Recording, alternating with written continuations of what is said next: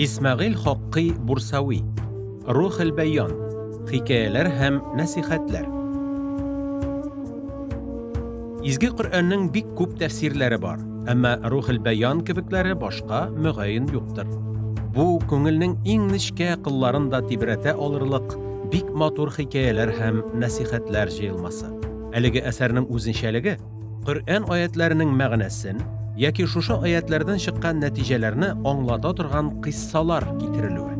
Bunda iske alıngan vakigalar uylandıra, özümüzün gamellerini elekkegi kişilerinin yaşav revuşu bilen çağıştırırga hem gibretlenirge itere. Faydasız g'ilim. Vahid bin Münebih rahimahullah bulay dip söylegen. İsrail ullarından bulgan bir galimnin kitaplar bilen tulu 70 sandığı bulgan. Her bir sandıkның uzunluğu 70 tirsek uzunluğuna doğru kelgen. Allah Teala şul şurның peygamberine tubandagi vahiyni indirgen. Әлеге galim yanına barıp, ona bulay dip ayt. Senin 3 üzünçeligin var. Dünya turmuşuna mehabbet, şeytanlar bilen dostluk, hem Müslümanlarga tınışsızlık getiru. Sen olardan azat bulmayşa, g'ilimlerin sana bir nindi de fayda getirmeyecek degen. Ruhul Beyan kitabından.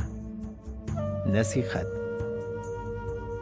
Peygamberimiz sallallahu aleyhi ve sellem dünya turmuşuna mehabbet barlık hatalarının başı deb aytgan. G'ilim onu gamelde turmuşqa aşırı üçün kerek. Bu gamellerini ihlas ko'ngildan boshqaruv mecburi şart bulup tura.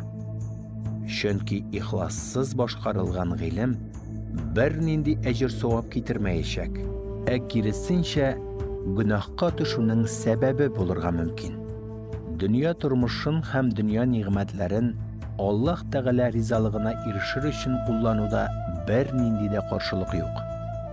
Yahya bin Muğaz'dan soraganlar, dünya turmuşun yaratuşu turunda nerse aytırsan?